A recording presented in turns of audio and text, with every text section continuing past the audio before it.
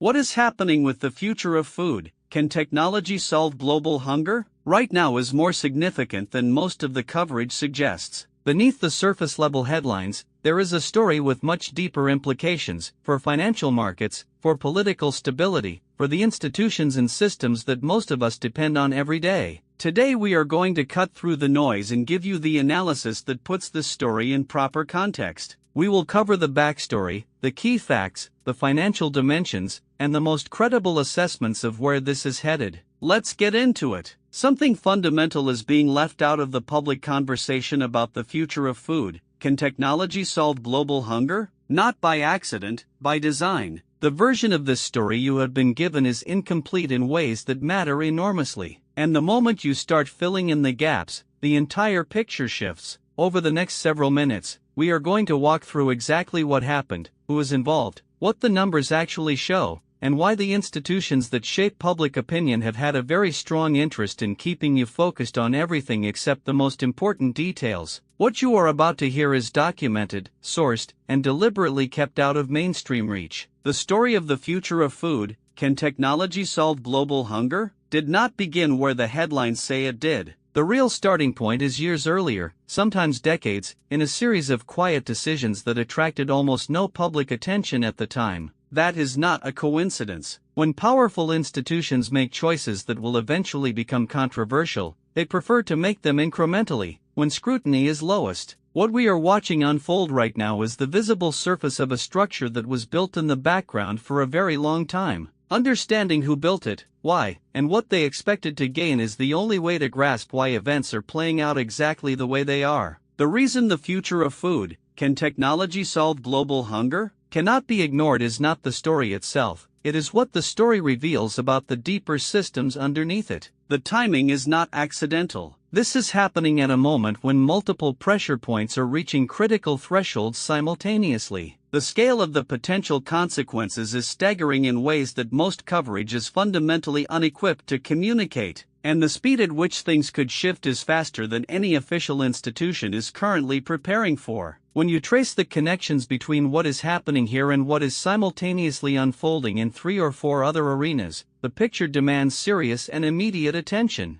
The figures surrounding the future of food, can technology solve global hunger? Are being selectively presented in a way that serves a very specific narrative. When you go directly to primary sources, the actual reports, raw data, statements made before they were filtered through communications teams, what you find is dramatically different from what the public has been given. The cherry picking is not subtle once you know to look for it. Entire data series are being truncated at convenient points. Percentages are presented without the base numbers that would change their meaning entirely. And the most significant findings are consistently buried in appendices that journalists rarely read and audiences almost never see. Every story about the future of food, can technology solve global hunger? Has a cast of visible players, the institutions, officials, corporations whose names appear in headlines. But the people who actually absorb the cost of what is happening here are almost never the ones being quoted. The second and third order impacts flow downward through systems that most commentators are not tracking at all. Workers, families, small communities, people operating in markets with no political representation and no media platform, these are the groups bearing the real weight.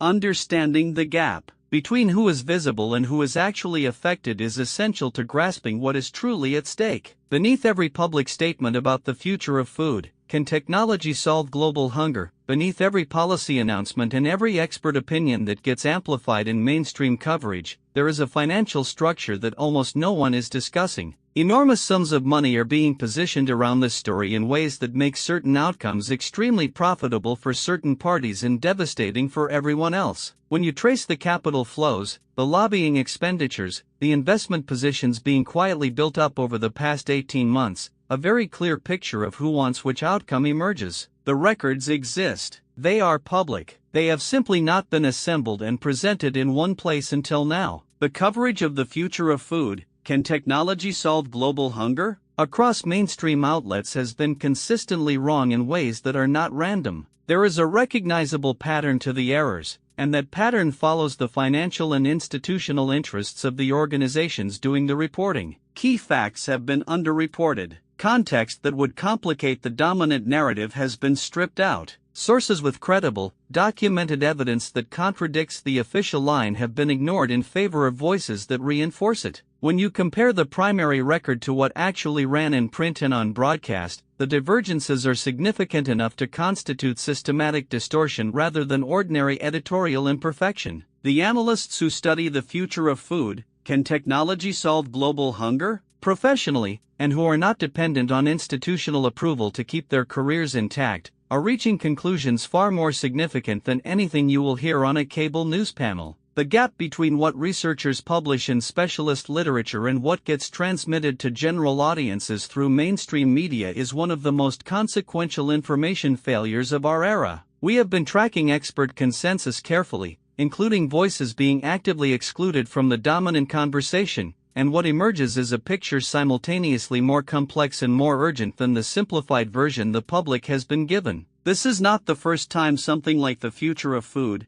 can technology solve global hunger, has played out at this scale. History is full of episodes that rhyme closely with what we are watching now, situations where the same combination of institutional failure, media distortion, concentrated financial interest, and public confusion produced outcomes that seemed unthinkable right up until the moment they occurred. Studying those precedents is not an academic exercise, it is a predictive tool. Human systems under similar pressures tend to produce similar failure modes, and understanding what went wrong in those historical episodes, what the warning signs were, where the inflection points were, gives us a real map for what comes next. Strip away the framing and spin from the public conversation about the future of food, can technology solve global hunger, and what you are left with is a set of numbers that tell an unambiguous story, one being actively suppressed by the selective way statistics are being presented. Going through primary datasets systematically, including the sections never quoted in news coverage, the picture that emerges is starkly different from the one currently in circulation. The divergence between the full data and the curated subset reaching public audiences is not a matter of interpretation, it is measurable. And once you see the complete picture, the incompleteness of the standard narrative becomes impossible to unsee. Based on the current trajectory of the future of food, can technology solve global hunger? And the historical patterns embedded in comparable situations, several distinct scenarios are plausible over the next 12 to 18 months. The most likely outcome is not the one being discussed in official circles. The conditions needed for the optimistic scenario to materialize are not currently in place,